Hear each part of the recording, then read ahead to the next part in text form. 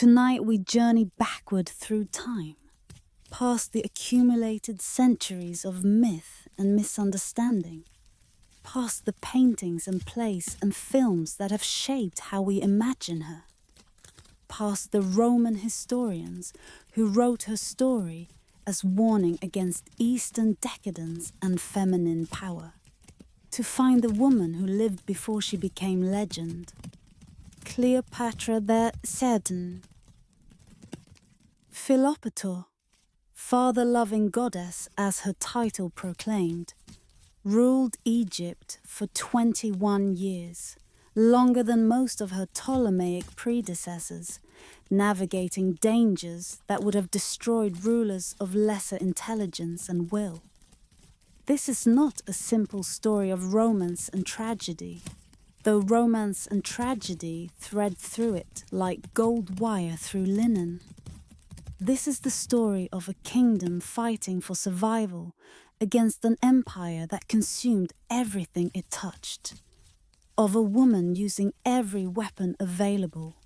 Beauty, yes, but also intelligence, education, political cunning, and an understanding of power that her enemies consistently underestimated. She was not merely Caesar's lover or Antony's downfall. She was Pharaoh, goddess incarnate, the living embodiment of Isis, who ruled a civilization already ancient, when Rome was merely a village of mud huts on the Tiber's banks. The Nile still flows as it flowed in her time. The stars that guided her ships still wheel above the Mediterranean. The questions her life poses, about power and love, about survival and dignity, about what a woman can achieve when she refuses to accept the limits others would impose, remain as urgent now as they were when she pressed the asp to her breast, or swallowed the poison, or however she chose to end a story she refused to let her enemies finish. We begin in Alexandria, in the library that held the world's accumulated wisdom, where a princess learned the languages and arts that would make her the most remarkable woman of her age. We end in the same city, in a mausoleum built for eternity, where a queen demonstrated that even in defeat, she would choose her own fate. Let the night deepen. Let the centuries fall away. Let us find her as she was before legend claimed her. Brilliant, ambitious, desperate, magnificent, and utterly determined to preserve what her ancestors had built, even as the world transformed around her. The story of Cleopatra, the last pharaoh, the queen who became eternal by choosing her own ending. Now, let us enter Alexandria, where the lighthouse guides ships through darkness, and the girl is learning what it means to rule. In the marble hall where the Nile's whisper reached through open courtyards, where fountains murmured in gardens planted with specimens gathered from 3 continents, a girl traced her fingers across scrolls older than memory. She was not the eldest daughter of Ptolemy XII, nor the heir most expected to matter in the succession struggles that had bloodied her dynasty for generations. Yet something in her watched and listened with an intensity that tutors found unsettling, an appetite for knowledge that exceeded what princesses were expected to possess. Cleopatra learned Greek as her mother tongue, the language of her Macedonian ancestors who had ruled Egypt since Alexander's general claimed the kingdom after the conqueror's death. But she did not stop there. She gathered languages like other children gathered shells, each one a key to a door others could not open. each one a tool that would prove sharper than any sword. Egyptian, the sacred speech of hieroglyphics and temple rituals, came to her lips as though the Nile itself had taught her. No Ptolemy before her had bothered to learn it, had seen any need to address their subjects in anything other than Greek, the language of the ruling class, the tongue of civilization as they understood it. But Cleopatra understood something her ancestors had missed. That to rule is first to understand, and understanding requires the intimacy that only shared language can provide. The priests who guarded Egypt's oldest mysteries, who performed rituals unchanged since before the pyramids rose at Giza, found in this foreign princess something they had not encountered in 3 centuries of Ptolemaic rule. A Greek who wished to comprehend what she governed, who learned the ancient rites, who spoke to them in words their grandmothers had spoken. Hebrew she learned, the language of Alexandria's substantial Jewish population, people whose presence dated back centuries, whose scholars had translated their scriptures into Greek in this very city. Aramaic came next, the common tongue of the Near East, spoken from Damascus to Babylon.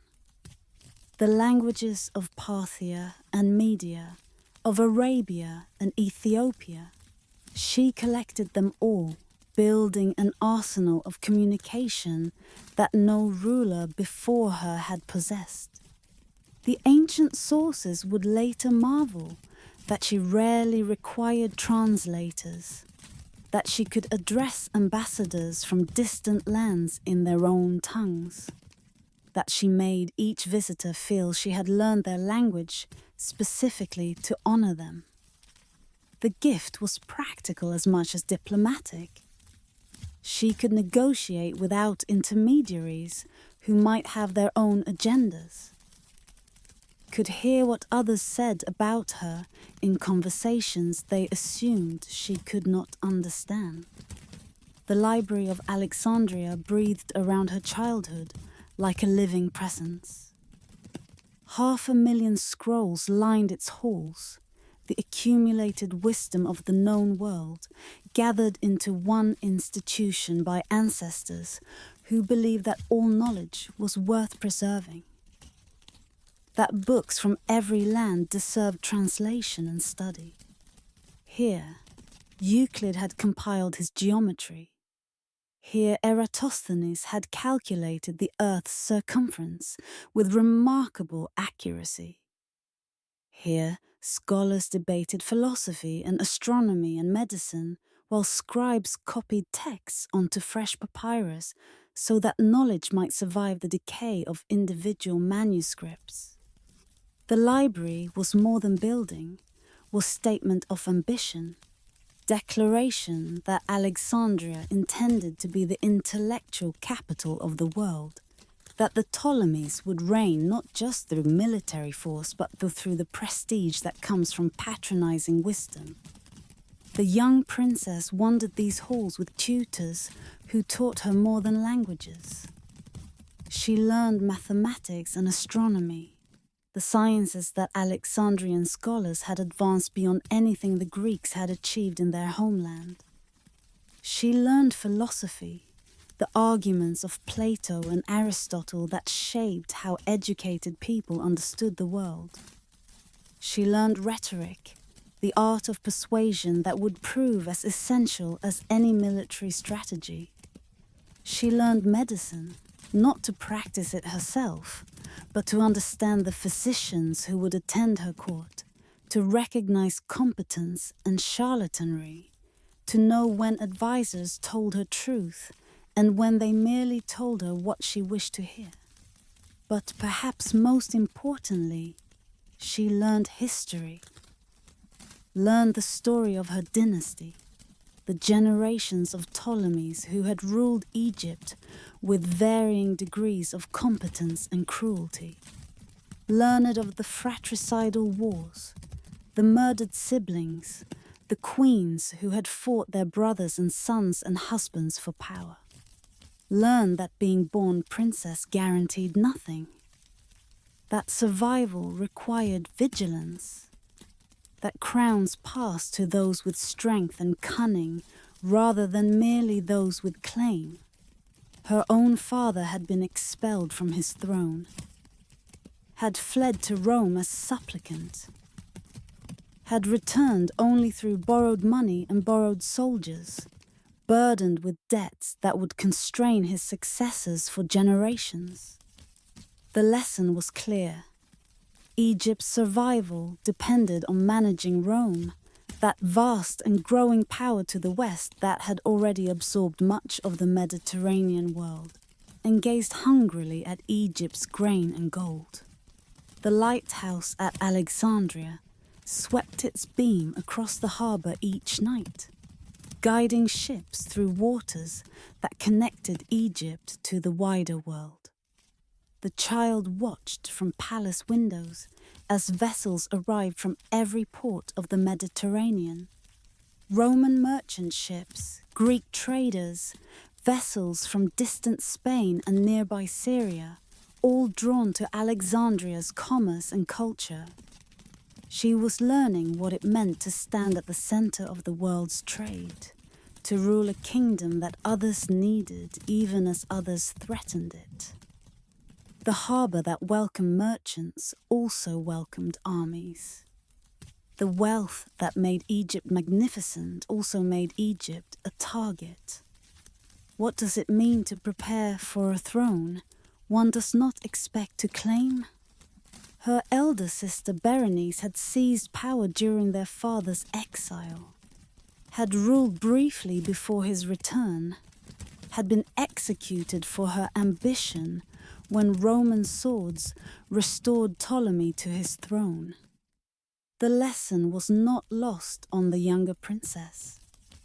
Power punished failure absolutely, offered no second chances, demanded that those who reached for crowns be prepared to hold them or die in the attempt. She was perhaps 14 when Berenice's head fell, 14 when she understood that the games played in Alexandria's palace were games whose stakes could not be higher. The chapter closes with Alexandria spreading below in the Mediterranean twilight, its grid of streets laid out by Alexander's own architects, its temples and palaces and library and lighthouse proclaiming glory that rested on foundations more fragile than marble.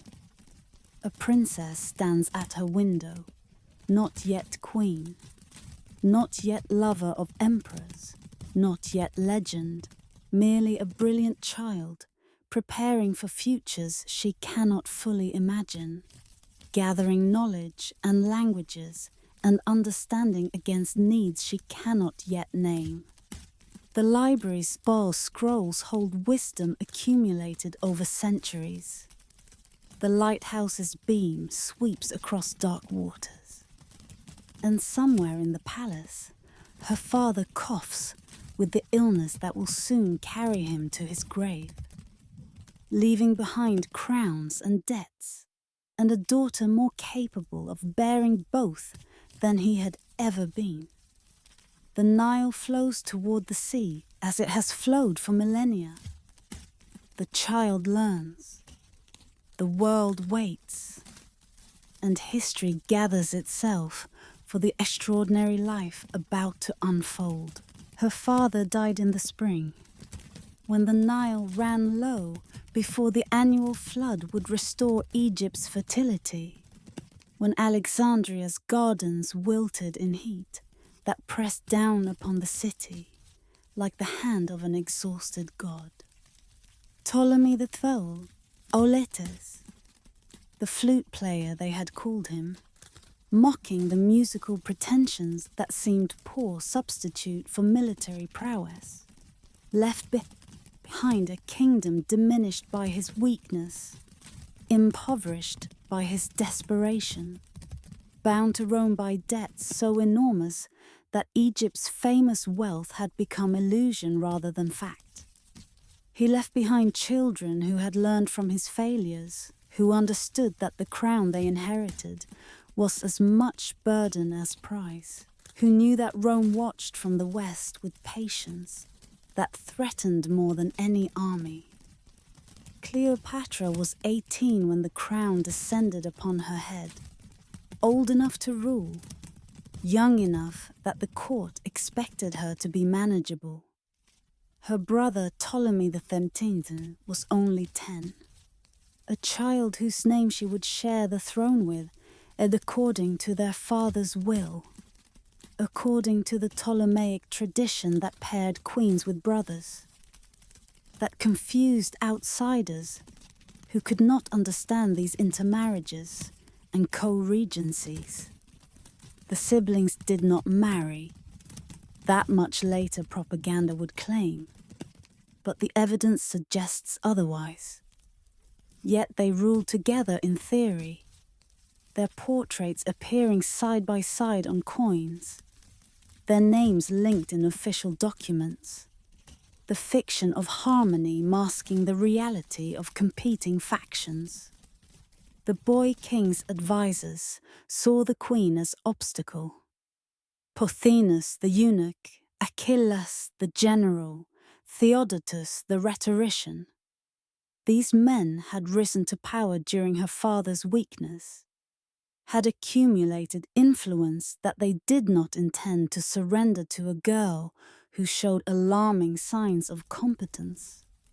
They had managed Ptolemy XII in his final years, had made themselves essential, had grown accustomed to being the power behind a throne occupied by someone too weak or too distracted to challenge them. Cleopatra challenged them simply by existing, by demonstrating capabilities they had not expected, by attempting to rule rather than merely reign. The debts dominated everything. Her father had borrowed 10,000 talents from Roman creditors, some so vast that modern equivalents failed to capture their weight, money enough to fund armies, to build fleets, to purchase kingdoms. The loans had come from Rabirius Postumus, a Roman financier who had followed Ptolemy to Egypt to ensure repayment, who had briefly held position in the Egyptian treasury before the Alexandrians' resentment drove him back to Rome. The debts passed to Cleopatra and her brother, constraints that limited every choice, obligations that reminded Egypt constantly of its dependence on Roman goodwill. She tried to rule. The fragmentary evidence suggests a queen engaged with her kingdom's administration, concerned with the practical details that determine whether subjects prosper or starve. A decree survives in which she addressed the cultivation of land, the management of agriculture that sustained Egypt's economy and fed its population. Another document shows her attention to trade, to the commerce that passed through Alexandria's harbour and generated the revenue that might eventually repay Rome's loans. She was learning the craft of governance, discovering that ruling requires endless attention to details, that scribes record and ministers debate, that crowns are maintained through competent administration as much as through military force. But the court conspired against her. Pothinus whispered in the boy king's ear, reminded him that he was pharaoh too, that his sister's prominence diminished his authority, that the regents who managed him had interests that her independent rule threatened. The factions gathered strength, aligned themselves against a queen who trusted too few and threatened too many. By the third year of their joint reign, Cleopatra found herself outmaneuvered, expelled from Alexandria, driven into exile while her brother's advisors celebrated their victory. She fled eastward, towards Syria, toward the lands where she might gather support for return. The desert received her, offered its harsh protection, became temporary refuge for a queen without kingdom. We know little of these months of exile, these seasons when Cleopatra wandered at the margins of her realm, gathering whatever forces she could muster, watching Alexandria from distance, while those who had expelled her enjoyed her throne. The silence in the sources is itself significant. Her enemies controlled the narrative during these months, had no reason to record her activities, assumed perhaps that she would fade into obscurity, like other failed claimants to disputed crowns. But she was raising an army. Somewhere in the border regions, somewhere among the peoples who live between Egypt and the Hellenistic kingdoms to the east, Cleopatra found soldiers willing to fight for her cause. The army was small.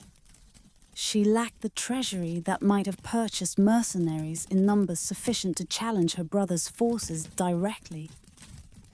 But it was hers, loyal to her rather than to the regents who had expelled her. She moved it toward Egypt's eastern frontier, positioned it for the confrontation that must come, waited for the moment when she might strike. The moment came from unexpected direction. Rome's civil wars had spilled eastward. Pompey the Great, defeated by Julius Caesar at Pharsalus, fled toward Egypt, hoping that the kingdom he had helped restore years earlier might offer refuge. The boy king's advisors made fateful choice. They murdered Pompey as he stepped ashore, presented his severed head to the pursuing Caesar as gift meant to curry favor. They miscalculated catastrophically. Caesar was appalled rather than grateful, saw in Pompey's murder the dishonor of a Roman noble at foreign hands, found himself in Alexandria with insufficient troops, surrounded by a court that had just demonstrated its willingness to kill for advantage. The chapter closes with Caesar establishing himself in the royal palace, while Cleopatra's army waited at the frontier, with the Roman conqueror of Gaul and master of Rome suddenly embedded in disputes he had not anticipated, with a queen in exile recognizing that everything had changed, that opportunity had arrived in form she could never have predicted. The debts remained, the shadows persisted, but a door had opened, and Cleopatra prepared to step through it in manner that would become legend. The palace at Alexandria glittered with borrowed magnificence. The harbor held Roman ships, and somewhere in the eastern desert, a queen was planning entrance that would change everything.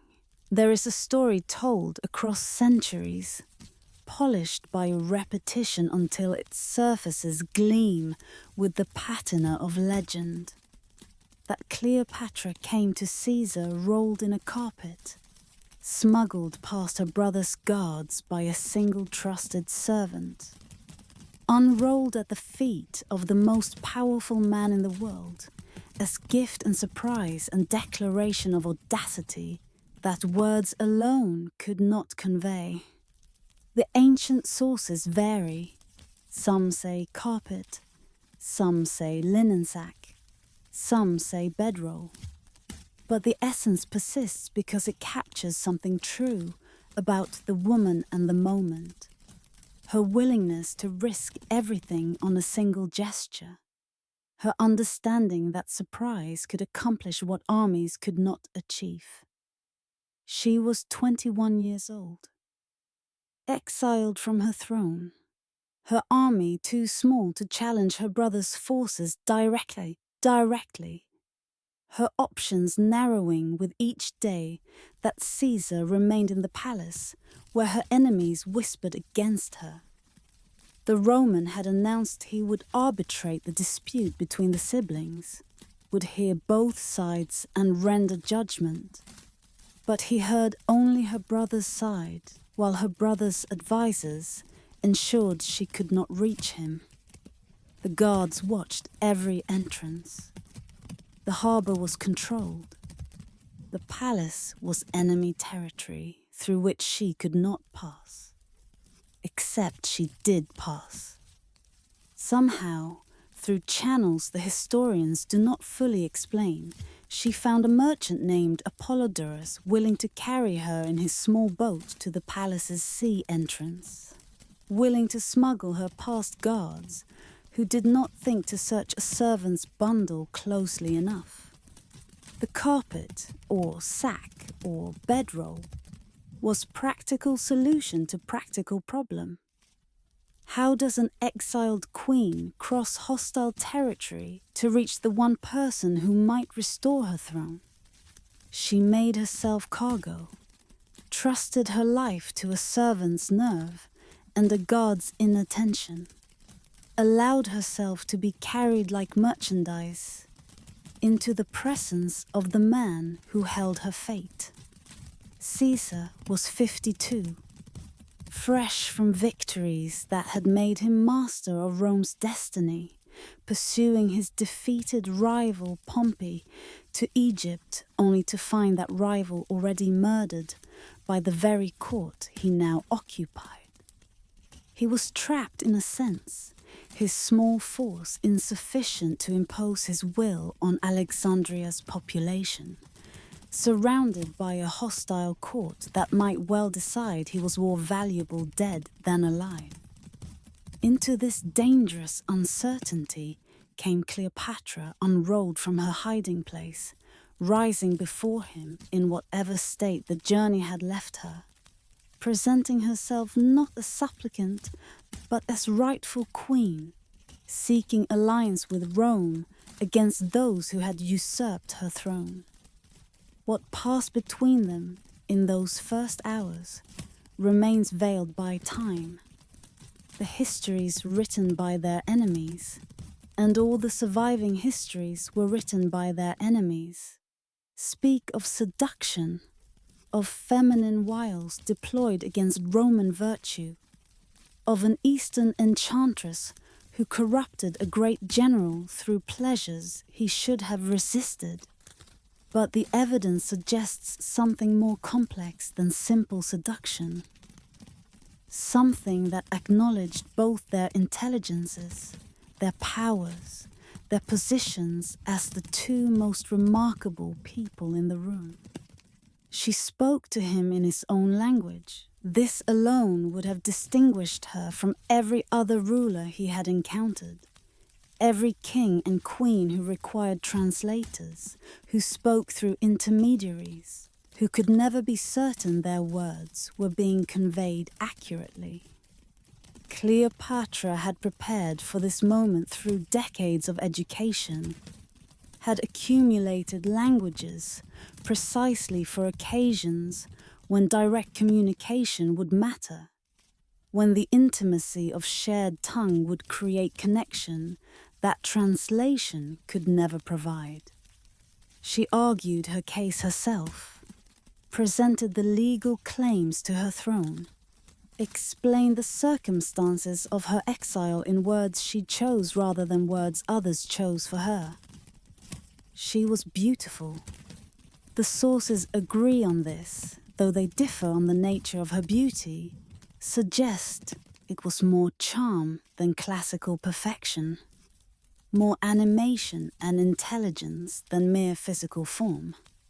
But Caesar had known beautiful women, had conducted affairs throughout his life, was not naive enough to be conquered by appearance alone. What seems to have captured him was the combination: beauty joined to intelligence, charm joined to education. Royal authority joined to personal courage demonstrated by the very manner of her arrival. She had risked her life to reach him, had trusted him not to hand her over to enemies who would certainly kill her, had gambled everything on her judgment of his character. The boldness appealed to a man who had built his career on bold gambles, who had crossed the Rubicon when prudence counseled retreat, who appreciated audacity because he practiced it himself. By morning, everything had changed. Caesar summoned the boy King Ptolemy to inform him that his sister would be restored to the throne, that they would rule jointly as their father's will had specified. The boy's reaction, rage, tears, the throwing down of his crown, revealed the depth of his advisor's miscalculation. They had assumed Caesar would support whoever held power in Alexandria. They had not anticipated that an exiled queen would reach him first, would present her case directly, would form an alliance that their murder of Pompey had made possible by placing Caesar in position where he needed friends. The war that followed consumed months and nearly consumed Caesar himself. The Alexandrians rose against the Roman presence. The boy king's forces besieged the palace quarter. The great library's warehouse burned, whether accidentally or deliberately, whether containing the library's main collection or merely overflow storage. The sources disagree, but scrolls were consumed, knowledge was lost, while fighting raged through streets that had been built for commerce and culture rather than combat. Caesar fought with his characteristic skill, received reinforcements, eventually prevailed.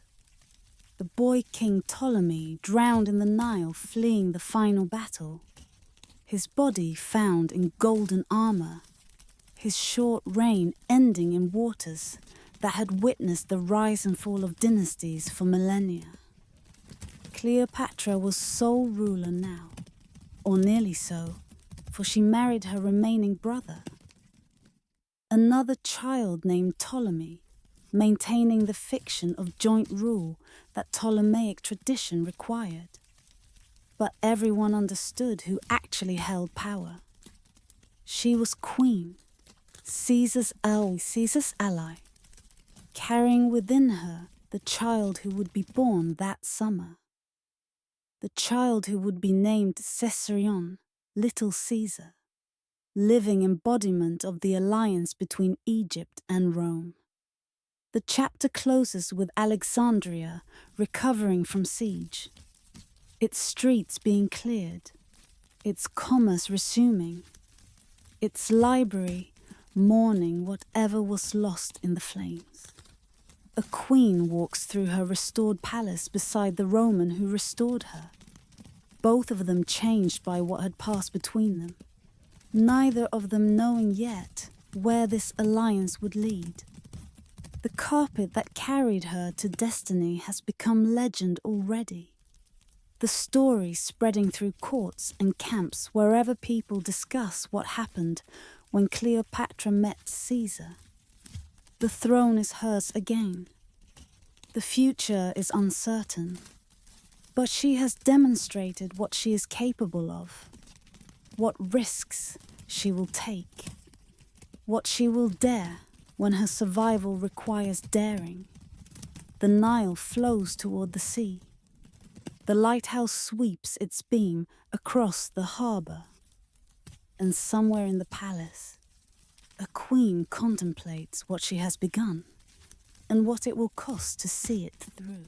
After the siege ended, after the fires cooled and the dead were buried, and Alexandria began its slow recovery, Cleopatra took Caesar on a journey that no foreign conqueror had ever been offered. They sailed south together on the royal barge, That floating palace of purple sails and gilded fittings, silver oars catching sunlight as they beat the water in rhythm. 400 vessels following in procession through landscapes that had witnessed civilizations rise and fall before Rome existed. She was showing him her kingdom. More than that, she was showing him what Egypt truly meant, what he protected by protecting her, what he would lose if he allowed Rome to simply absorb this ancient land into provincial administration. The barge moved slowly, as royal journeys should. Each day brought new vistas, temples emerging from palm groves, villages where peasants worked the same fields their ancestors had worked for millennia, markets where the commerce of 3 continents converged. The Nile was Egypt's highway, had been since before the pyramids rose, carried the traffic that connected Upper and Lower Egypt, that made the kingdom one despite distances that would have fragmented less well-watered lands. Cleopatra knew this river as she knew her palace, understood its moods and seasons, the annual flood that would arrive with summer, depositing the black silt that made Egypt's agriculture the most reliable in the ancient world. They passed Memphis, ancient capital where pharaohs had ruled before Alexandria was dreamed of, where the Ptolemies maintained temples to Egyptian gods alongside their Greek cults. The pyramids rose on the western horizon, those monuments that were already ancient when Homer sang, that would still stand when Rome itself was ruins. Caesar, who had conquered Gaul and crossed the Rubicon, who had seen the wonders of the Greek world and the mysteries of the East, found himself in landscapes that made his achievements seem momentary, that testified to civilizations old when his ancestors were still illiterate farmers on the Italian peninsula. But it was the temples further south that truly revealed what Egypt meant. Karnak, with its forest of columns rising toward a sky they seemed almost to reach, its walls covered with reliefs depicting pharaohs conquering enemies, making offerings to gods, performing rituals unchanged across millennia. Luxor, where the sacred avenue of Sphinx stretched between temple complexes, where colossal statues of Ramesses still proclaimed glory that the centuries had not diminished. The Valley of the Kings on the western bank, where pharaohs slept in tombs cut into living rock, surrounded by treasures meant to sustain them through eternity, protected by spells and curses that workers had inscribed 3,000 years before. Cleopatra translated for him, read the hieroglyphics that covered every surface, explained what the images meant, revealed stories and beliefs that no Roman could have accessed without her guidance. She was demonstrating her unique value, not merely as beautiful woman or useful ally, but as bridge between civilizations, as someone who could make Egypt comprehensible to Roman understanding. The priests who maintained these temples, who performed rituals their predecessors had performed when Troy fell and the Hebrew exodus occurred, found in her a pharaoh who understood what they preserved, who could explain their importance to the foreign conqueror, on whose goodwill their survival depended. What did Caesar think? Floating through these ancient landscapes, with this young queen who seemed to belong to them as no Ptolemy before her had belonged. The sources do not record his thoughts, preserve only the fact of the journey, the months spent sailing when duties in Rome surely demanded his return. But the journey itself testifies to something, to fascination that exceeded political calculation, to interest that went beyond mere alliance. He was seeing Egypt as no Roman had seen it before, guided by someone who could reveal its depths, who could explain why this kingdom was worth preserving as more than grain warehouse and tax revenue. The nights on the river barge were warm, the stars wheeling overhead in patterns that Egyptian astronomers had mapped millennia ago, that priests had correlated with gods and seasons and the eternal cycles that governed existence. The Nile stretched before and behind them, and ribbon of life through the surrounding desert, the source of everything that made Egypt possible. What conversations passed between them in those nights? What plans were made? What promises exchanged? What dreams articulated beneath star patterns that their descendants would still observe? The silence of the sources is itself eloquent, suggests intimacies that contemporaries recognized, but historians could not record without scandal. Her pregnancy became visible as the journey continued, the future taking shape within her as the ancient temples watched from shores that had witnessed the rise and fall of dynasties beyond counting. The child she carried would be heir to both their legacies, or would be nothing if Caesar refused acknowledgement, if Roman law and Roman prejudice rejected the offspring of a foreign queen. The uncertainty must have shadowed the journey's pleasures, must have given urgency to whatever negotiations occurred between them. What would this child be? What future could they create together? Roman conqueror and Egyptian queen, in a world that had never seen such union. The journey ended as all journeys must. The barge returning northward toward Alexandria, toward the duties that awaited them both. Caesar could not remain in Egypt indefinitely. Rome required him, wars still demanded his attention. The political situation he had left behind was certainly deteriorating in his absence. But he left behind more than memories. Left behind a queen restored to her throne, an ally bound to him by bonds stronger than treaty, a child growing in her womb who would be born after his departure, who would carry his name and her blood into a future neither parent could fully imagine. The chapter closes with Caesar's fleet departing Alexandria's harbour, with Cleopatra watching from the palace where they had first met, where the carpet had been unrolled and everything had changed.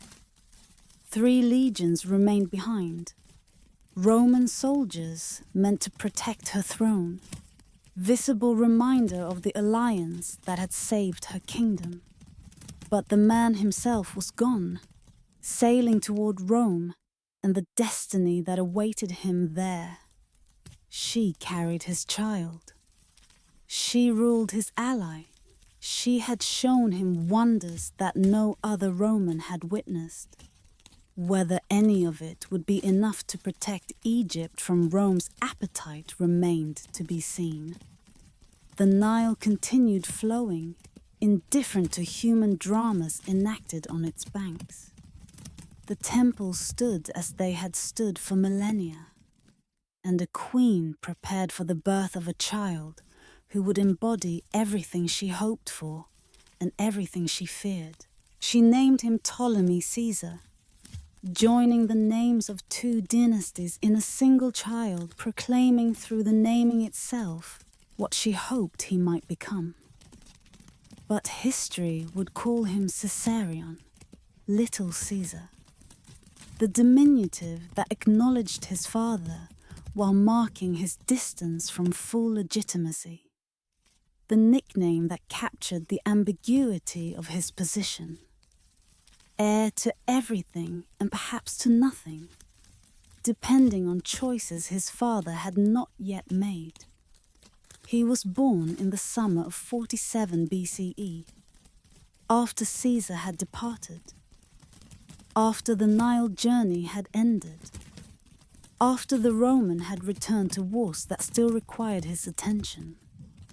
Cleopatra raised him in Alexandria's palace, surrounded him with tutors and guards, and the elaborate protocol that attended royal children began teaching him the languages she herself had mastered, preparing him for futures she could not predict, but intended to shape. He was Pharaoh of Egypt almost from birth, his image carved on temple walls alongside his mother, depicted in the Egyptian style that his Greek ancestors had adopted, shown making offerings to gods whose worship stretched back before memory. But his father remained in Rome, and Rome did not acknowledge foreign children easily. Caesar had a Roman heir already, his grandnephew Octavian, whom he would eventually adopt in his will, to whom he would leave his name and his fortune and his political legacy. Caesarion existed in a different category entirely, child of a union that Roman law did not recognize, offspring of a queen whom Romans increasingly discuss with suspicion and resentment. The boy embodied a question that his parents had not answered. What was he exactly? What could he become? What would Rome permit him to claim? Caesar never publicly acknowledged Caesarion as his son. The political cost in Rome would have been too great, the scandal too damaging to a career that depended on Roman sensibilities. But he permitted the acknowledgement in Egypt, allowed Cleopatra to proclaim their son heir to both their legacies. Let the boy's existence serve her purposes, even if he could not serve his own. The ambiguity was deliberate, was perhaps the only solution possible to an impossible situation. A child who could be acknowledged where acknowledgement helped, but denied where denial was necessary. Cleopatra brought the boy to Rome. In 46 BCE, she travelled with Caesarion and her brother husband Ptolemy XIV, established residence in Caesar's villa across the Tiber, became presence in Roman society that scandalized traditionalists and fascinated others. The Egyptian queen with her entourage of servants and priests, her exotic customs and legendary wealth, her child who bore Caesar's name without bearing his legitimacy. She was spectacle that Rome had never seen, that Rome could not quite decide how to interpret. She entertained Rome's intellectuals in her villa's gardens. Cicero visited, recorded his impressions in the letters that mixed grudging respect with Roman prejudice, acknowledged her learning while deploring her influence. Other scholars and writers came, drawn by her library's fame, her patronage of learning, her ability to discuss philosophy and science in their own language with their own sophistication. She was not merely Caesar's exotic mistress, was educated woman who could hold her own in debates that would have defeated most Roman matrons, who demonstrated that Egypt's reputation for learning was not merely historical, but present in its queen. Caesar went further than private acknowledgement. In the temple of Venus Genetrix, newly completed in his forum, he placed a golden statue of Cleopatra alongside the goddess from whom his family claimed descent. The gesture was extraordinary. A foreign queen honored in Rome's sacred spaces, associated with Roman divinity, given permanent presence in the city's religious landscape. What did he intend by this? The sources speculate, but cannot know. Declaration of love? Political statement about the alliance between Rome and Egypt? Assertion of his power to do as he pleased, regardless of tradition? The statue proclaimed something, and what it proclaimed made many Romans uncomfortable. Meanwhile, laws were being proposed in the Senate. Laws that would have permitted Roman citizens to take multiple wives, that would have legitimized children born outside traditional Roman marriage. Whether these laws were designed specifically to address Caesarion's status or were part of broader reforms, their timing suggested connection to the Egyptian queen in Caesar's villa, to the child whose existence posed questions that existing law could not answer. The laws did not pass, were perhaps never seriously intended to pass, but their proposal testified to the legal problem Caesarion represented, the uncertainty about what he could claim and what Rome would permit. The boy lived these strange years in the marginal space between worlds.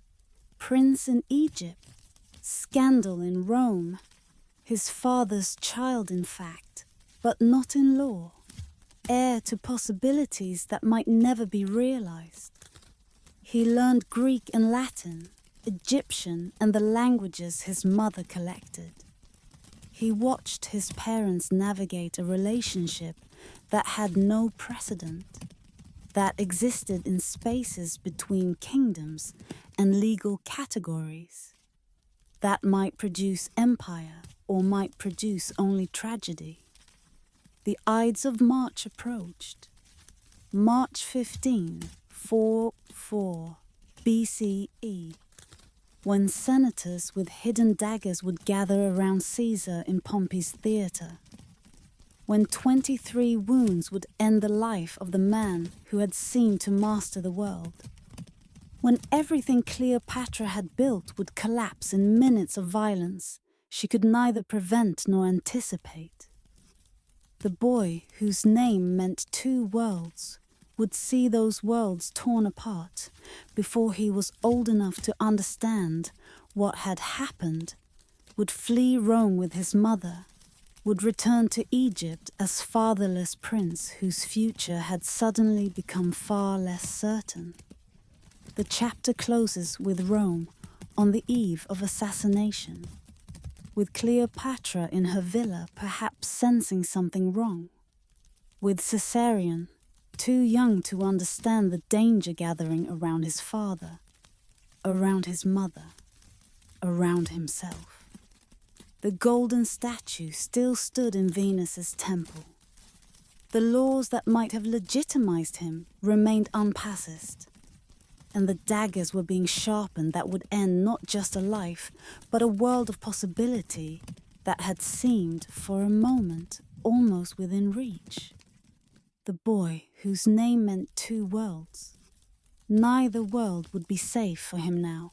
The news arrived by swift ship, by messenger who must have struggled to deliver words that would shatter everything.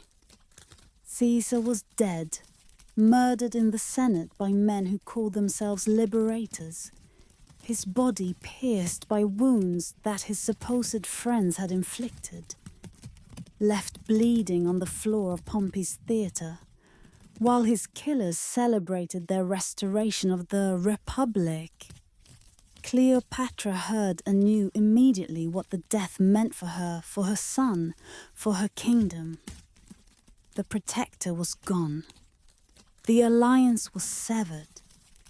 Egypt was vulnerable again, exposed to Roman appetite without Roman guardian to deflect it. She fled Rome within days, took Caesarion and sailed back to Egypt through Mediterranean waters that must have seemed darker than before, that carried her toward a kingdom whose future had suddenly become uncertain. Her brother-husband Ptolemy XIV died shortly after their return, poisoned, the historians would later claim, by a queen who no longer needed him, who would not share power with another male who might become rival or puppet for her enemies. The accusation cannot be proven, but fits patterns established by generations of Ptolemaic succession struggles. Cleopatra emerged as sole effective ruler, with only Caesarion beside her, a child she could control, whose authority derived entirely from her own. The years that followed were years of waiting, of careful neutrality, as Rome tore itself apart in civil wars she could not influence and dared not enter. The assassins raised armies in the east, claimed to fight for republican liberty against tyranny. Caesar's heir, Octavian, and his general Mark Antony formed alliance with Lepidus, the second triumvirate, and hunted the assassins down at Philippi.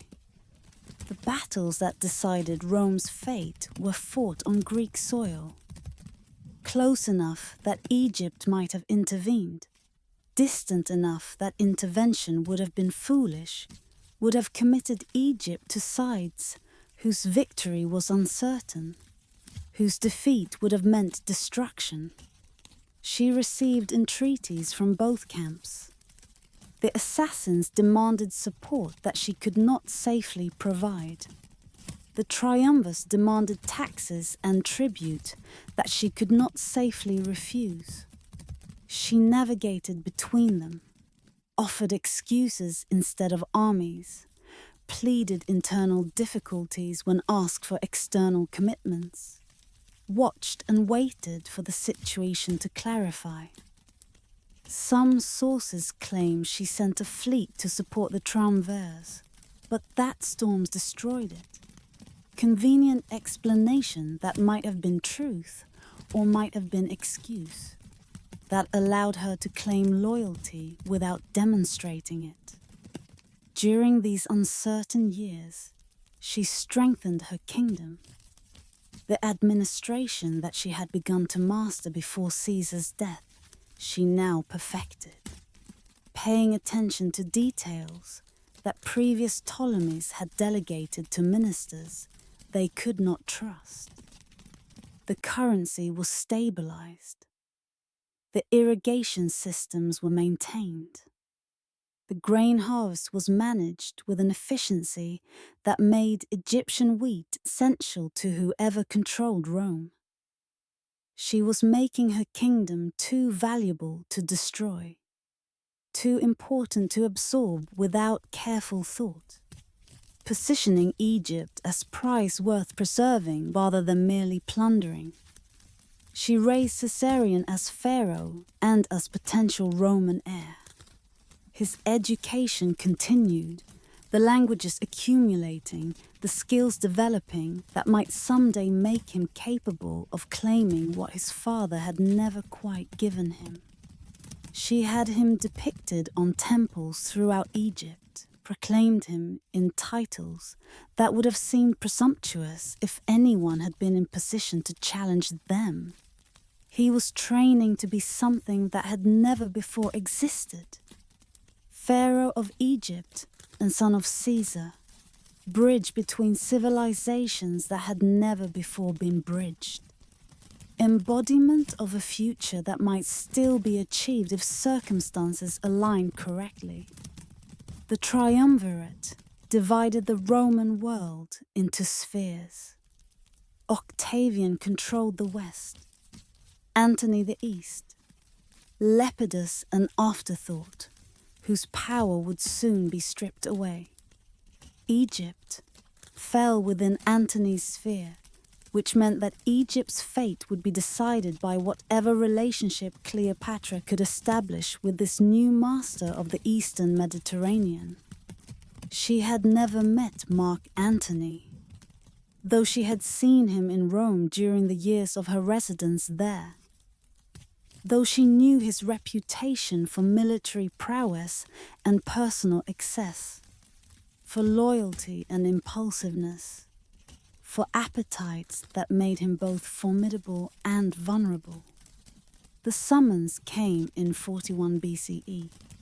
Antony, establishing his authority in the East, commanded the Queen of Egypt to appear before him at Tarsus in Cilicia, to answer questions about her conduct during the civil wars, to explain why Egypt had not provided the support that Rome's masters expected. The summons was peremptory, the tone that's of master addressing subject, of triumvir disposing of client kingdoms as he pleased. A lesser ruler would have gone fearfully, would have offered tribute and excuses, would have hoped merely to survive the encounter. Cleopatra was not a lesser ruler. She had shown Caesar what she was capable of. She would show Antony as well. The years of waiting had ended. The second great gamble of her life was about to begin. The chapter closes with Alexandria preparing for its queen's departure, with Caesarion remaining behind to maintain royal presence, with the barge being fitted for a journey that would become as legendary as the carpet that had carried Cleopatra to Caesar. The patience had served its purpose. The kingdom had survived.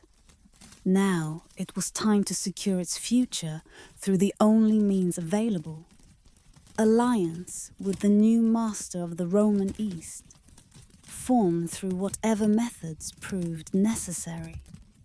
The Nile flowed on, indifferent to the plans of mortals. The lighthouse guided ships toward harbour, and a queen sailed toward a meeting that would determine whether Egypt lived or died. She came to him not as supplicant, but as goddess incarnate.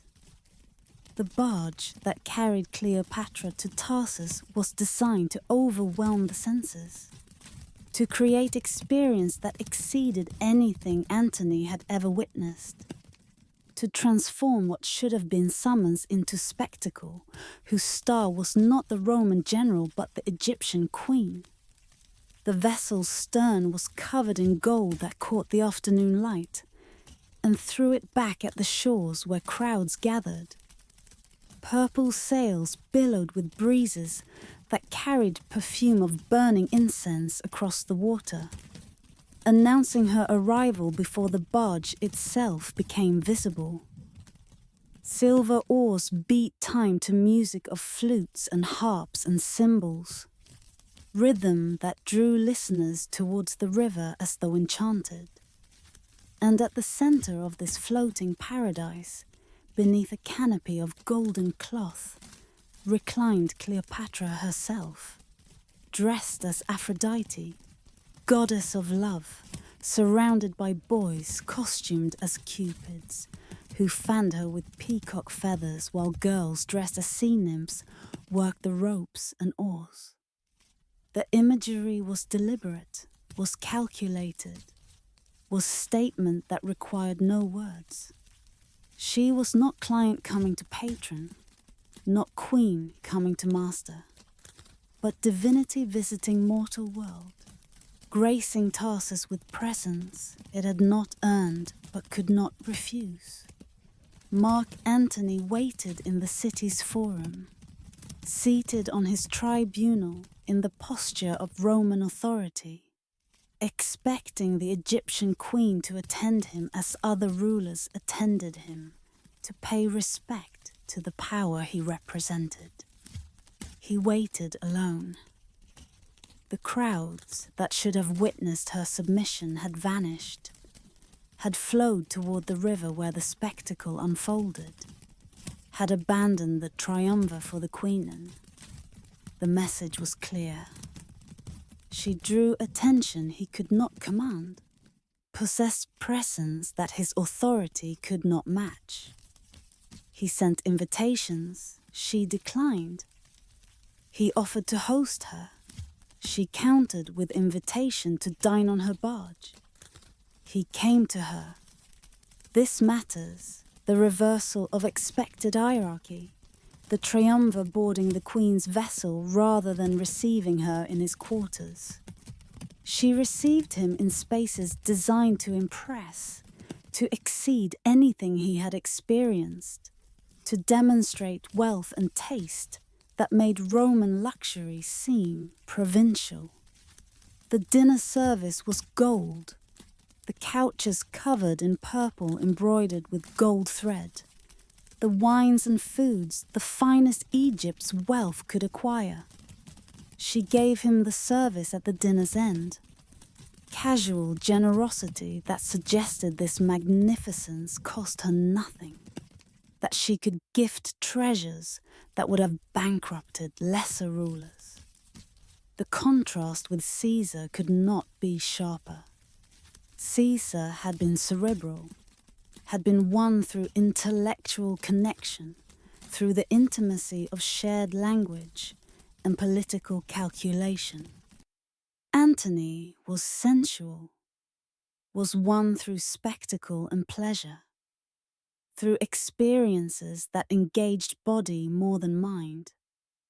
Cleopatra understood this, had prepared for it, had designed every element of her arrival to appeal to a man whose weaknesses were well known, whose appetites had shaped his reputation throughout Roman society. But it would be mistake to see her as merely seductress, as woman whose only tools were beauty and spectacle. She spoke to Antony in his own language, as she had spoken to Caesar. She explained her conduct during the civil wars with arguments that satisfied or at least defected his accusations. She offered alliance that served his interests as much as hers, that promised Egyptian resources for his planned campaign against Parthia, that positioned Egypt as asset rather than merely subject. The beauty and the spectacle opened doors. The intelligence and political acumen achieved results. He followed her to Alexandria that winter, left behind the responsibilities that summoned him elsewhere, ignored the messages from Octavian that accumulated unanswered, devoted himself to pleasures that Cleopatra provided in abundance. They founded the Society of Inimitable Livers, that drinking club whose name proclaimed their philosophy, to live experiences that could not be repeated, to pursue pleasure as though tomorrow did not exist, to rival each other in extravagance and excess. Stories accumulated, of elaborate costumes for dinners, of fishing trips sabotaged by divers who attached catches to Antony's line, of disguises worn while wandering Alexandria's streets at night, of pranks and games and laughter that seemed unsuited to the weight of their responsibilities. Was this genuine pleasure or calculated strategy? The question admits no simple answer. Cleopatra needed Antony as ally, needed his protection against Octavian's growing ambition, needed Roman military power to guarantee Egyptian independence, entertaining him, binding him through pleasure, creating experiences that he would not find elsewhere. All served her political purposes, but the entertainment may also have been genuine, may have reflected real enjoyment of a man whose company she found pleasant, whose energy and appetites matched her own willingness to live intensely. The winter ended. Antony departed for wars that could not wait longer, for the Parthian campaign that would prove disastrous, for responsibilities that their inimitable livers had not erased in days. They would not see each other for 4 years. But Cleopatra carried twins in her womb when he left, children who would be born that autumn, whom she would name Alexander Helios Mtol and Cleopatra Selene. Sun and moon, symbol of cosmic order, claims upon future it was ambitious as any she had made. The chapter closes with Alexandria's harbour receiving the queen's return, with the barge whose magnificence had conquered Antony tied up at the royal quay, with servants unloading the treasures that had served their purpose. The first phase of a new alliance was complete. The questions remained: whether it would survive Antony's absence, whether it would prove strong enough to protect Egypt against the forces gathering in the west, whether the pleasure they had shared would translate into the political and military support she needed.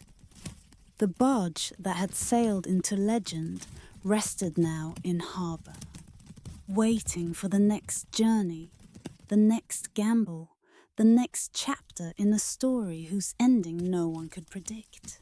In the years that followed, while Antony campaigned in the east and wrestled with disasters in Parthia, Cleopatra raised their children in Alexandria's palace, surrounding them with the education and ceremony that befitted their extraordinary heritage. Alexander Helios and Cleopatra Selene, the boy named for the conqueror whose empire their ancestors had divided, the girl given her mother's name and the moon to match her brother's sun. Later, a third child arrived after Antony's return, named Ptolemy Philadelphus for the Ptolemaic ancestor who had made Egypt a center of learning. These were not merely children, but statements, claims encoded in names that proclaimed cosmic significance, assertions about futures that had not yet been decided. The twins were born in Alexandria, while their father fought in Syria, while reports arrived of campaigns that succeeded and failed, of legions lost and territories gained, and complications that seemed never to resolve. Antony's Parthian expedition proved disaster. Tens of thousands of Romans dead. The eagle standards captured. Retreat through winter mountains that decimated survivors. He blamed his subordinates, blamed circumstances, blamed perhaps privately the months spent in Alexandria when he should have been preparing. The defeat weakened his position against Octavian, made him more dependent on Egyptian resources, drew him back toward the queen who had become essential to his ambitions. He returned to Alexandria in 36 BCE, returned and stayed, establishing the city as his effective capital, even as Rome remained the theoretical center of his power. The pattern of the inimitable livers resumed, though with different character now. They were older, had children together, had become something more like partnership than passing affair. Cleopatra financed his campaigns, provided ships and soldiers and supplies that Roman sources could not or would not provide. He gave her territories in return, chunks of the eastern Mediterranean that had once been part of earlier Ptolemaic kingdoms, lands that Rome had absorbed, but that Antony now granted to his queen. The children grew amid these transactions, these expansions of their mother's realm. These are gifts that their father bestowed with a generosity that his enemies in Rome found scandalous. Caesarion remained eldest, was reaching adolescence now, was being prepared for rule that might never come. His position complicated by siblings whose father was present in ways that his father had never been. The palace was full of children. Caesarion, the twins, Philadelphus, sometimes Antony's children by his Roman wives, who visited from time to time. A strange extended family whose relationships defied normal categories, whose futures depended on political outcomes none of them could control. The donations of Alexandria changed everything. In 34 BCE, Antony staged a ceremony in Alexandria's gymnasium that proclaimed what he had been hinting at for years. Cleopatra was named Queen of Kings. Caesarion was proclaimed King of Kings and joint ruler with her. The three children of Antony were given kingdoms carved from Rome's Eastern Empire. Alexander Helios received Armenia and the territories beyond, styled like a Persian king. Cleopatra Selene received Cyrenaica and Libya, styled like an Egyptian queen. Young Ptolemy Philadelphus received Syria and Cilicia, styled like a Macedonian monarch. The children sat on golden thrones, wore costumes appropriate to their new realms, received oaths of loyalty from assembled dignitaries who must have wondered what it all meant. Octavian knew what it meant. The donations were declaration of war, or at least of separation, Antony claiming the East as his own domain, distributing Roman territories to foreign queen and illegitimate children, rejecting Rome's authority to dispose of lands that Roman soldiers had conquered. The propaganda that Octavian deployed seized on every detail. The golden thrones, the foreign costumes, the children whose names proclaimed sun and moon, and the conqueror, Alexander. This was not Roman general adapting to Eastern circumstances. This was Roman corrupted by Eastern decadence, abandoning Roman values for foreign queen, placing illegitimate offspring above legitimate Roman heirs. The war that followed was cast as war against Cleopatra, not against Antony. Octavian understood that Romans would more readily fight foreign queen than Roman general, that framing the conflict as defense against Eastern invasion served his purposes better than advertising civil war. He obtained Antony's will from the Vestal virgins who guarded it, published its contents to scandalized Rome. The acknowledgement of Caesarion as Caesar's son, the desire to be buried in Alexandria beside Cleopatra, the gifts to foreign children that seemed to prove Eastern corruption. The children who had been dressed in royal costumes, who had received kingdoms in the gymnasium's ceremony, faced futures that the donations had made uncertain. If their parents won the coming war, they might indeed rule the territories granted to them, might become monarchs of a reordered Mediterranean world. If their parents lost, they would be prizes in Octavian's triumph, displayed as evidence of Antony's corruption, reduced from royalty to captives in single stroke of fortune. The chapter closes with Alexandria preparing for war, with fleets being built and armies assembled, with children too young to understand what was happening, but old enough to sense the tension, the fear, the stakes being wagered on their parents' gamble. The sun and moon that they were named for would rise and set regardless of outcome. But the children themselves faced futures that depended entirely on events beyond their control, on battles they could not fight, on calculations they could not influence. The children of the new sun, waiting to see whether their parents' vision would prevail, or whether they would become orphans of a dream that had never quite become reality. Actium.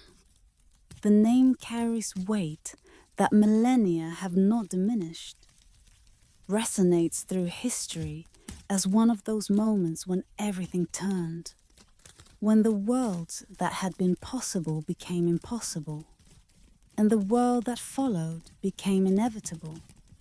The promontory on the Greek coast where two fleets gathered, where the fate of the Mediterranean world was decided in a single September day, where Cleopatra's dreams of independent Egypt died on waters that her ancestors had once commanded. The forces that Antony and Cleopatra assembled were formidable by any measure. 500 ships, perhaps more, gathered in the Ambracian Gulf. War galleys whose bronze rams could shatter enemy hulls, transport vessels loaded with supplies for campaigns that might last years. The treasure ships that carried Egyptian gold and silver needed to pay the armies. On shore, 19 legions stood ready, supplemented by cavalry and allies from eastern kingdoms. More than enough force to defeat Octavian if force were properly deployed. The numbers favored Antony. The position favored Antony. Everything favored Antony except Antony himself. Octavian's general Agrippa proved the better admiral. His fleet blocked the exits from the Gulf, trapped Antony's forces in waters that became prison, cut supply lines that were never adequately secured. The summer passed in stalemate, while disease spread through Antony's camp, while desertion eroded the advantage that numbers should have provided, while the legions that should have been fighting wondered instead why they were not fighting, why their generals seemed paralyzed, why the confrontation that both sides had sought was not occurring. The arguments about what happened next have consumed scholars for 2,000 years. On September 2nd, 31 BCE, Antony finally moved his fleet out of the Gulf to challenge Octavian's blockade. The battle commenced, bronze rams striking hulls, arrows and javelins filling the air, sailors and soldiers dying in the chaos of ancient naval combat. And then, at some point in the afternoon, Cleopatra's squadron of 60 ships broke through Octavian's line and sailed for Egypt. Antony followed her. This is the fact that determined everything, the choice that history has never been able to explain satisfactorily.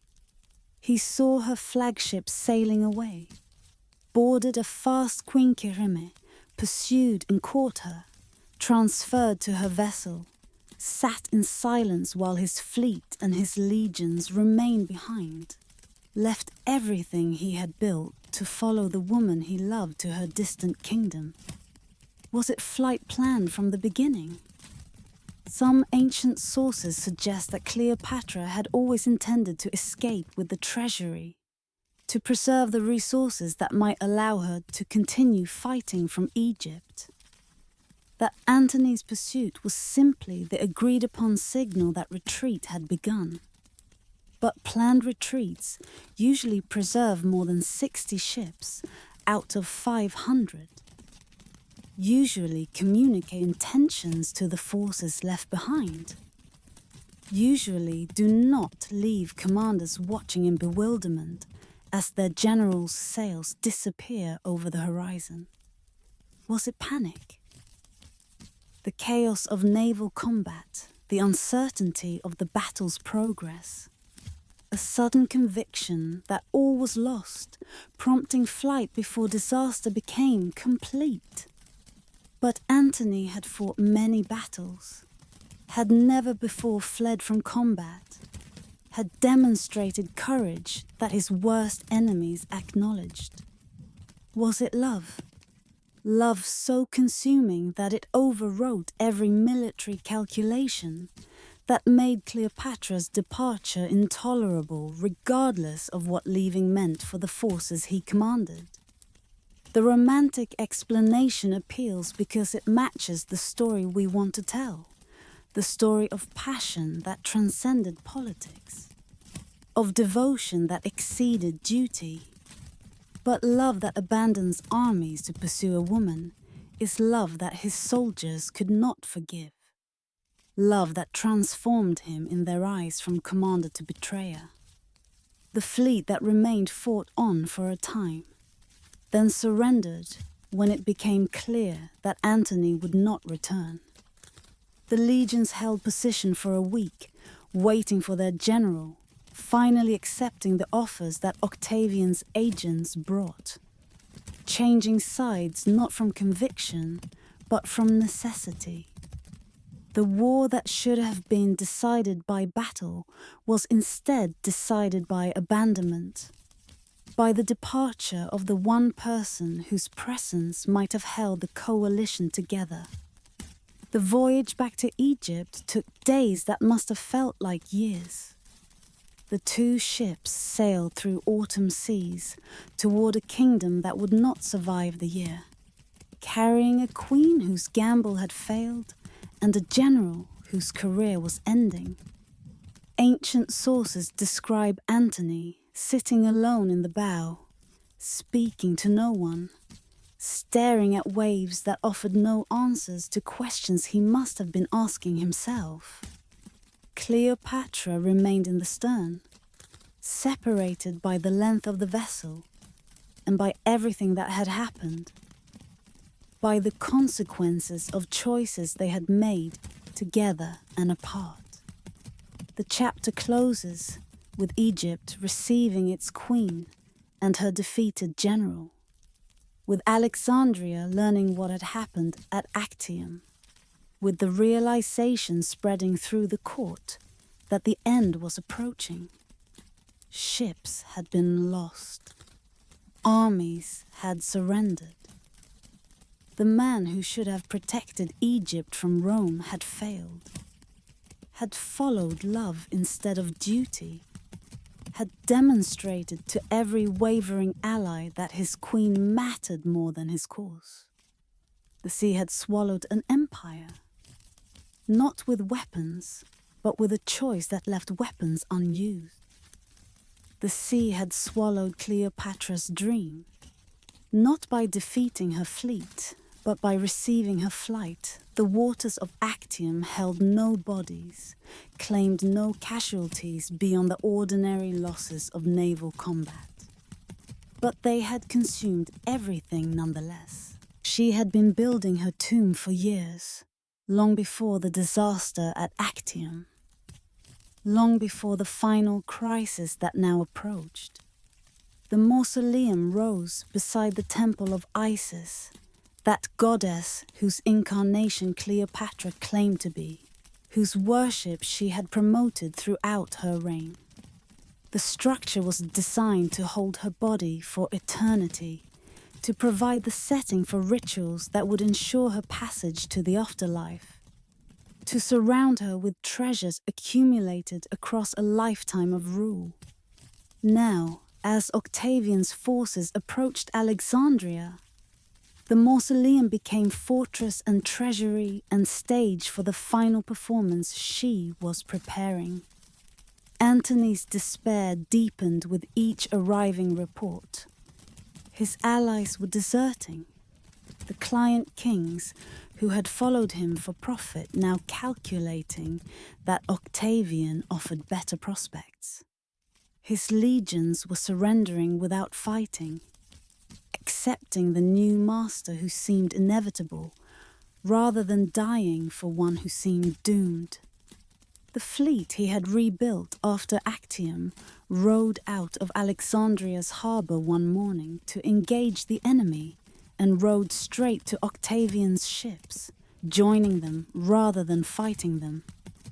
Even the cavalry that he had trained and trusted abandoned him at the last, switching sides in the final engagement outside Alexandria's walls. Cleopatra retreated to her mausoleum with her closest servants, ordered the doors sealed, gathered around her the treasures she had accumulated, and the materials for fire that might destroy them if necessary. From this fortress she watched the end approach, watched Antony's final failed resistance, sent word to him at some point.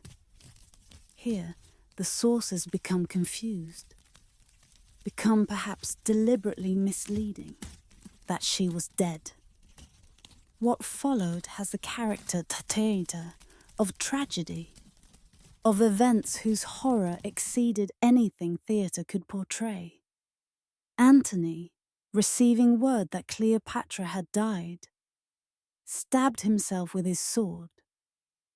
The Roman death, the soldier's exit. The only dignity remaining for a man who had lost everything else. But the wound was not immediately fatal. He lay bleeding while news arrived that she was actually alive, that the message had been false or mistaken or, most terrible possibility, deliberate test of his devotion. He demanded to be taken to her. Servants carried him through streets that must have been filled with chaos, through a city that was no longer his, to the mausoleum where Cleopatra waited. She would not open the doors, feared perhaps that opening would admit enemies, that her refuge would be violated before she was ready. Instead, Antony was hauled up through a window, lifted by Cleopatra and her two remaining servants, drawn into the tomb he would share with her. He died in her arms. The sources preserve details that carry the weight of truth, the blood staining her clothes, her grief that seemed to exceed mere performance, the final moments when he asked for wine and counseled her to make peace with Octavian if she could do so with honor. She could not, of course. There was no peace that preserved her honor, no surrender that did not mean captivity and humiliation, no terms that Octavian would offer that she could accept. Antony knew this, perhaps, but said it anyway. Because what else can the dying say to those who must continue living? Octavian wanted her alive, wanted her for his triumph, for the procession through Rome where conquered enemies were displayed, for the spectacle that would demonstrate his victory to citizens who had not witnessed the battles. His agents worked to prevent her suicide, broke into the mausoleum while she was distracted, seized her before she could use the dagger she kept hidden. She was prisoner now, though treated with deference, guarded more than confined, permitted to bury Antony beside her in the tomb they would share. 10 days remained to her. 10 days of negotiation with Octavian, of interviews whose contents the sources describe, but perhaps do not fully understand. She may have tried to charm him as she had charmed his predecessors. Some sources claim she deployed the same arts that had worked on Caesar and Antony. But Octavian was different, was cold in ways they had not been, was immune to appeals that had conquered others. He wanted her alive for his triumph and nothing else. Whatever she offered, whatever she attempted, whatever she hoped, proved insufficient. The final meeting made clear what awaited her. She would be taken to Rome. She would walk in chains behind Octavian's chariot. She would be displayed to crowds who would jeer at the Egyptian queen who had corrupted their generals, who had threatened their empire, who was now reduced to trophy demonstrating Roman power. Her children would be similarly displayed, prizes of war whose futures would be determined by their captors' whims. Everything she had built, everything she had fought for, would be paraded through Roman streets as evidence of Rome's inevitable triumph. She chose otherwise. On August the 12th, 30 BCE, Cleopatra, dressed in royal regalia, lay upon her couch in postures that suggested preparation for ceremony rather than death, and ended her life by methods that historians have never been able to confirm. The asp that legend credits with her killing was never found, though some claim they saw its track in the sand outside her window. Poison was possible. She had studied such things, had access to knowledge that her enemies lacked. The method mattered less than the outcome. She died on her own terms, in her own time, by her own choice. Her servants, Iris and Charmian, died with her. When Octavian's guards broke through, they found 3 women's bodies arranged with dignity. A queen in her regalia, her attendants fallen beside her. Charmian, barely alive, was adjusting the crown on Cleopatra's head. Asked by the guards if this was well done, she replied with words that echoed across centuries. "It is well done, and fitting for a princess descended of so many royal kings." Then she too died. The chapter closes with the mausoleum silent at last, with Octavian viewing the body of his enemy, with arrangements being made for burial beside Antony as Cleopatra had requested. She had gathered her dead around her, Antony, her servants, soon herself, in the tomb she had built for eternity. Whether that eternity would be granted remained to be seen. But she had denied Octavian his triumph, had denied Rome the spectacle of her humiliation, had chosen her ending when they would have chosen it for her. The mausoleum where she gathered her dead, the tomb where she became eternal, the silence where a queen had spoken her last words to servants who would share her fate. No one witnessed her death. This fact, this absence at the crucial moment, has shaped everything we think we know about Cleopatra's ending.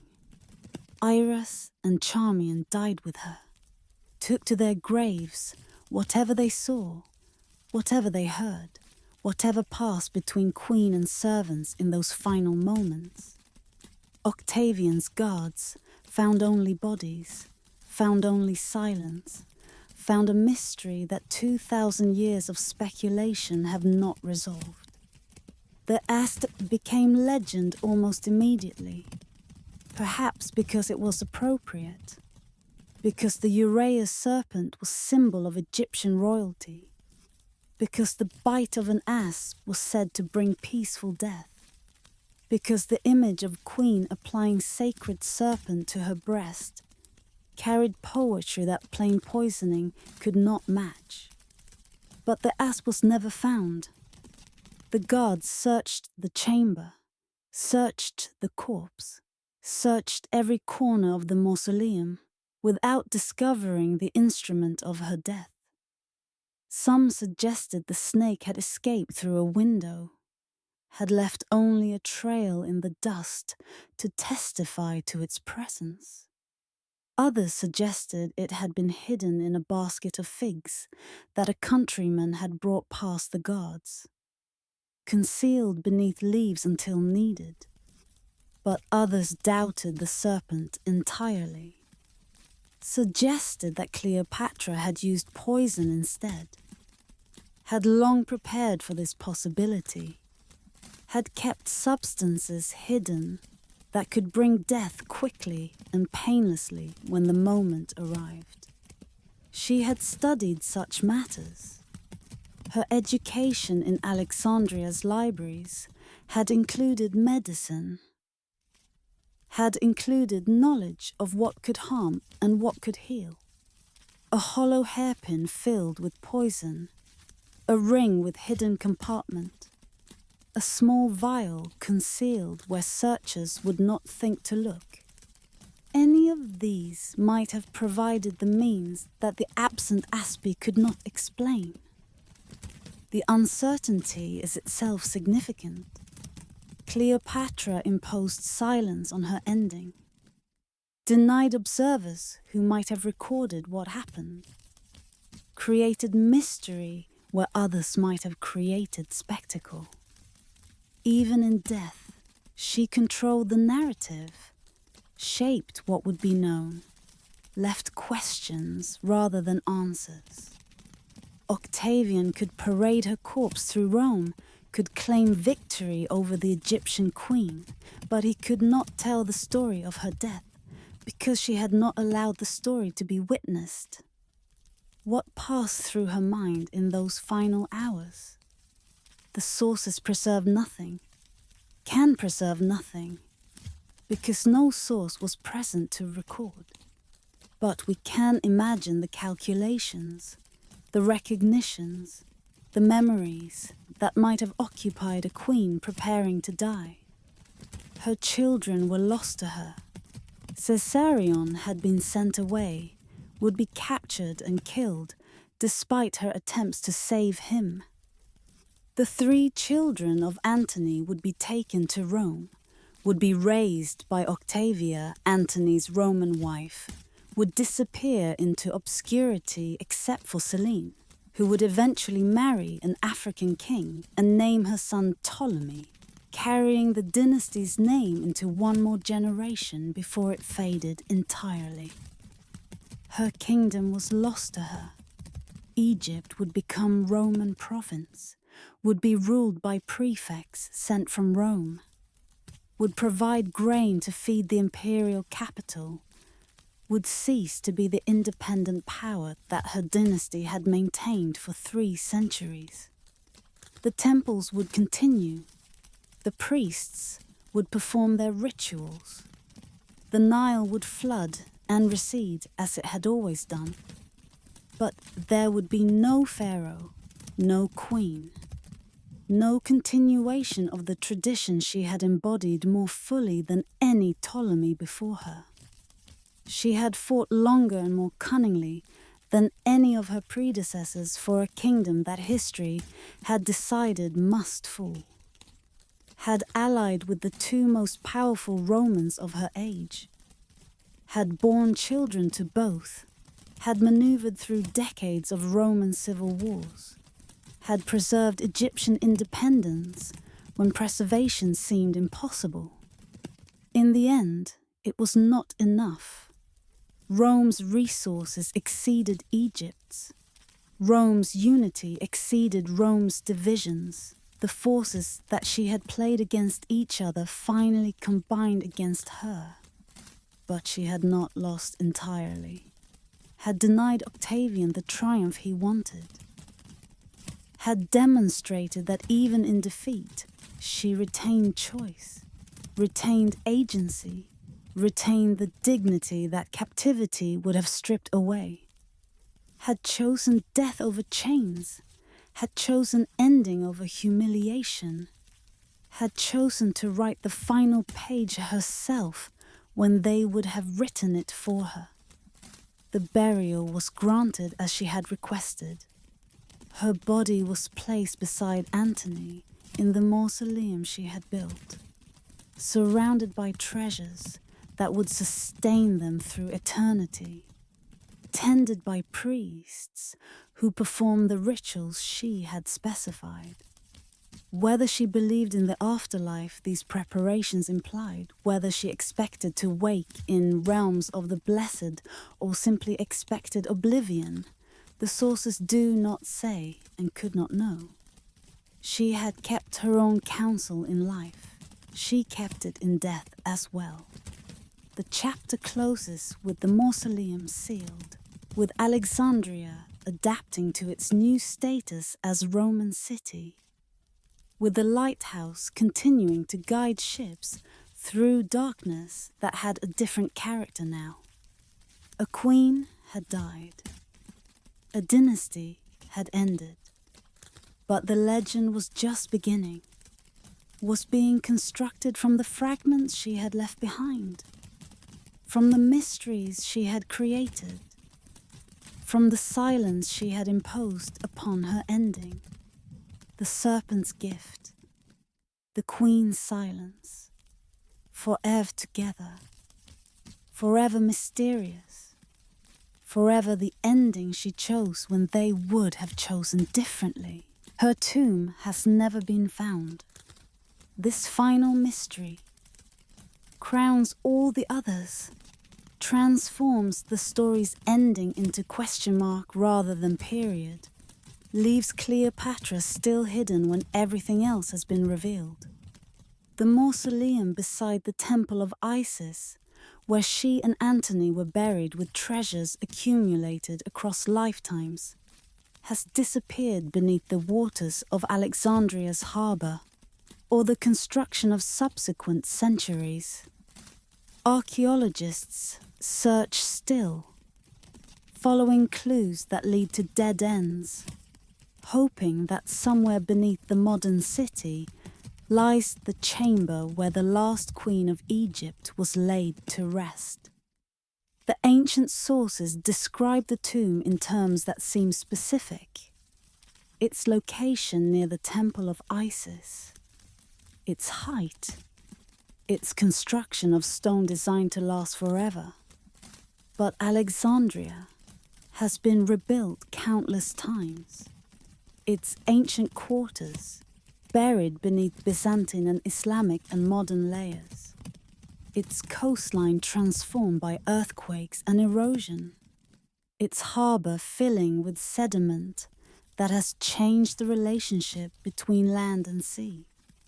The palace quarter where Cleopatra lived has sunk beneath the Mediterranean, can be glimpsed only through underwater archaeology that reveals fragments, but not wholes, that suggests magnificence without confirming location. Various sites have been proposed.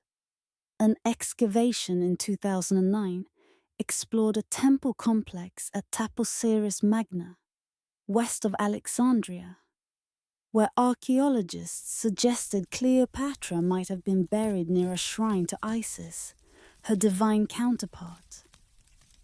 The site has yielded coins bearing Cleopatra's image, has revealed tunnels and chambers that might have held royal burials, has generated excitement that has not yet been confirmed by discovery. Other theories place her tomb beneath Alexandria itself, lost somewhere in the layers of construction that have accumulated over 2 millennia, awaiting the chance find that might reveal its location. The absence is perhaps appropriate. We have found the resting places of far more ancient rulers, have opened tombs sealed for 3,000 years, have gazed upon faces preserved by Egyptian arts of death. Tutankhamun sleeps in the Valley of the Kings, his golden mask known to millions, his tomb visited by tourists who crowd the narrow passages where Howard Carter first glimpsed wonderful things. Ramesses and Hatshepsut, Thutmose and Amenhotep. These pharaohs have been found, have been studied, have been displayed in museums where anyone can view what the centuries preserved. But Cleopatra remains hidden. The last pharaoh, the most famous queen of Egypt, the woman whose story has been told more often than any ancient figures. She alone keeps her secrets, denies discovery to those who seek her, maintains in death the mystery she cultivated in life. Perhaps the tomb was destroyed in the earthquakes that have repeatedly struck Alexandria. Perhaps it was looted centuries saw its treasures dispersed, its bodies reduced to anonymous bones. Perhaps it lies intact beneath some modern structure, waiting for the earthquake or construction project that will reveal it. What would we find if her tomb were discovered? The golden vessels and jeweled crowns that ancient sources describe? Certainly. The treasures she gathered for the journey to whatever afterlife awaited. Antony's body beside hers, dressed in the armor or toga that Roman custom specified. Perhaps the bodies of Iras and Charmian, the servants who died with her, granted the honor of eternal attendance. Perhaps inscriptions that would resolve questions her life has posed, would explain choices the sources do not clarify, would speak in her own voice rather than through the filter of hostile historians. But would we find answers? Would we understand, finally, what she felt for the Romans who loved her and were destroyed by that love? Would we know whether she died by asp or by poison, whether her ending was planned or improvised? Would we learn what she thought in those final hours? Whether she believed she had failed or succeeded? Whether she faced death with fear or with relief?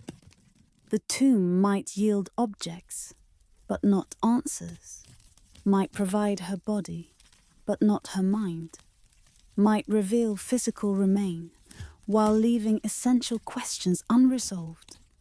Perhaps the absence is her final victory. She refused to become exhibit in Octavian's triumph, chose death over the humiliation of display.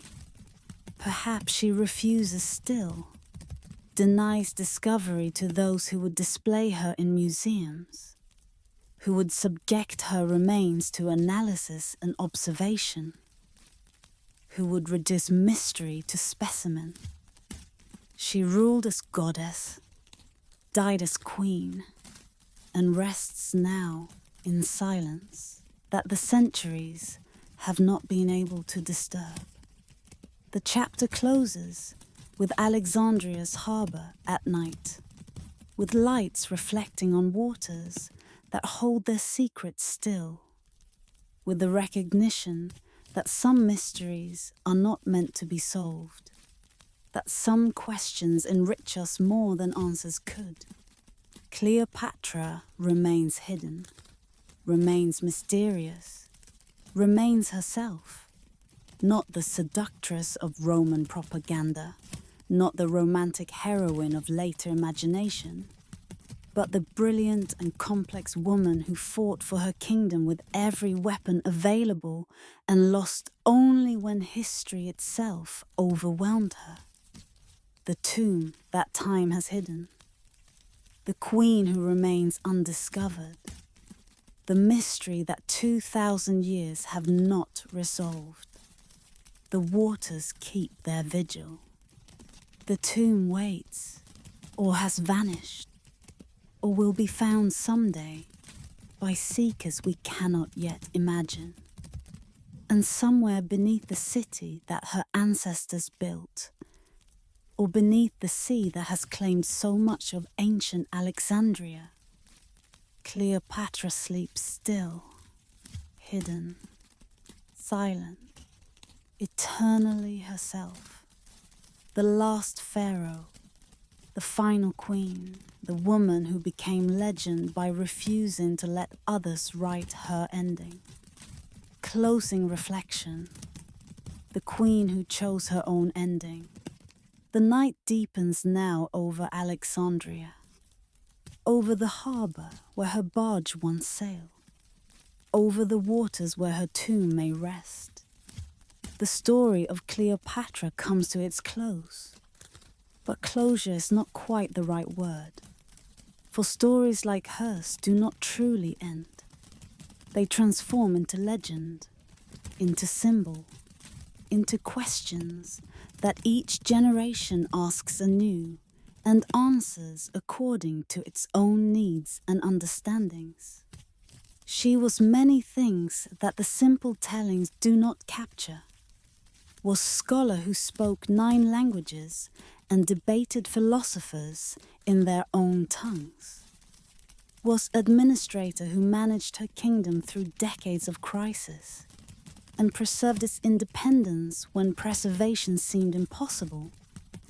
Was mother who raised children in the shadow of empires, who tried to secure for them futures that history would not permit.